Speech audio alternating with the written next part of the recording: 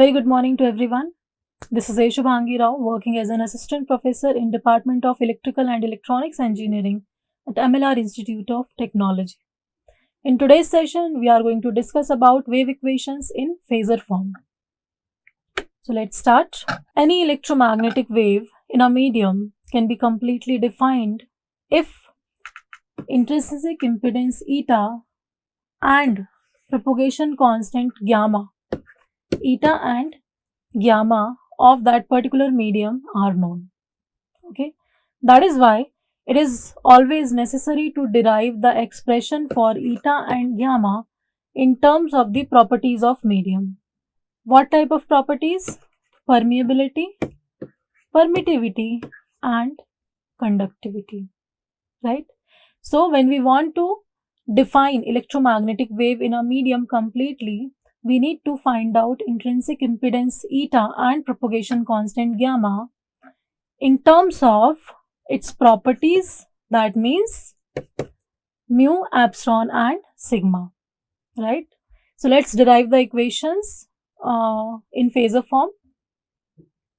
Let's consider the equation which is derived from Faraday's law of electromagnetic induction.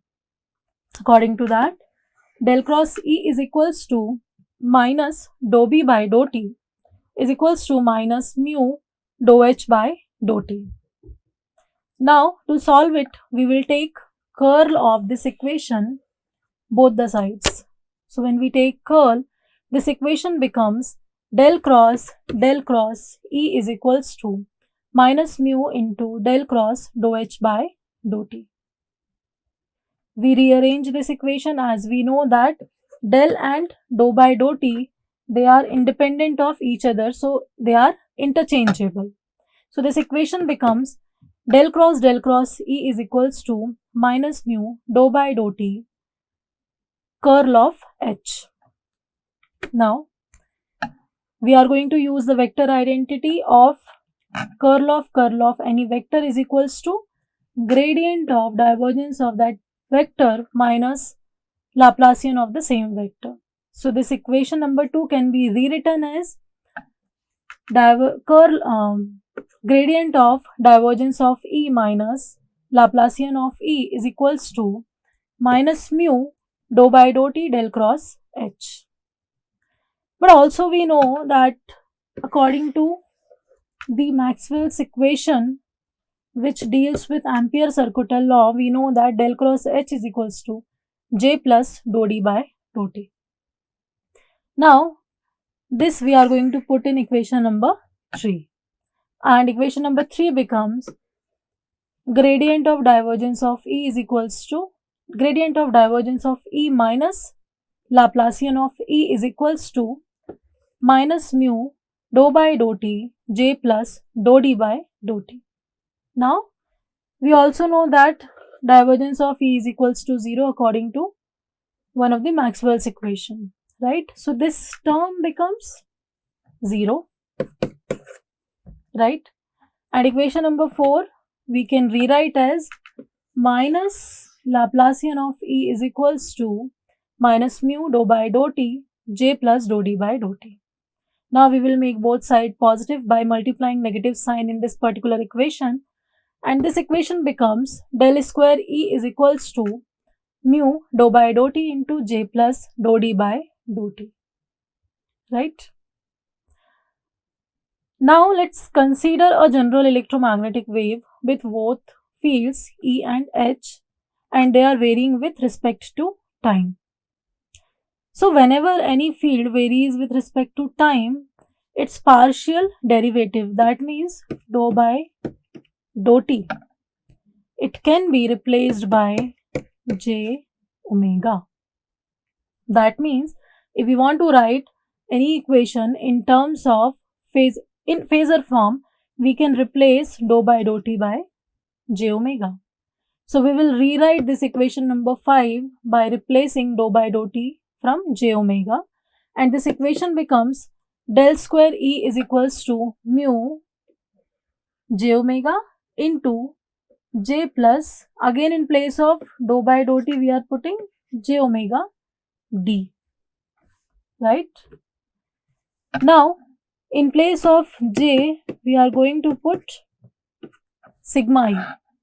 So again we will rewrite this equation and this becomes del square E is equals to j omega mu as we are multiplying this term, and in place of j we are putting sigma E plus j omega, and again in place of d we are putting epsilon E, right? So this equation becomes del square E is equals to, we will multiply this term inside, and this equation becomes j omega sigma mu E plus j omega epsilon mu E. Now we can take j omega mu and E common, and this equation becomes del square E is equals to j omega mu sigma plus j omega epsilon E. Now this equation is for electric field. In the similar manner, we can write the equation for magnetic field. So this equation is del square H is equals to j omega mu into sigma plus j omega epsilon H.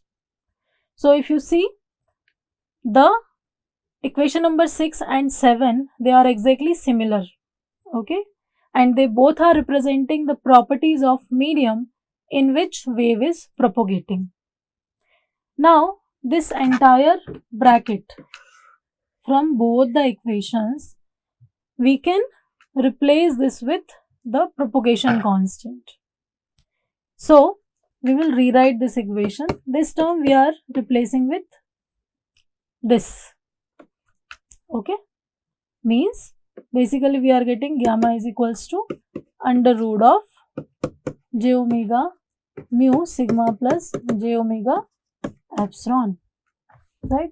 So we can rewrite equation number 6 and 7 as del square E is equals to gamma square E and del square H is equals to gamma square H, right? So we can say from here the propagation constant gamma can be expressed in terms of properties of medium, and we can write it as gamma is equals to sigma plus j beta is equals to under root of j omega mu into sigma plus j omega epsilon, right? So this real part is basically attenuation constant, and this imaginary part is phase constant. So both can be expressed in terms of properties of material or medium, right? Now we have to find out, by solving these equations we need to find out alpha and beta, and on solving we will get alpha is equals to omega under root of mu epsilon by 2 into under root of 1 plus sigma upon omega epsilon square minus 1, and beta is equals to, we will get omega under root mu epsilon by 2 into under root of 1 plus sigma upon omega epsilon square plus 1. So if you notice, these two are same except this negative and positive sign. So that is how we have found attenuation constant and phase constant, and ultimately we found the propagation constant. Now we can also calculate intrinsic impedance of this medium. Again it can be expressed in terms of omega, mu and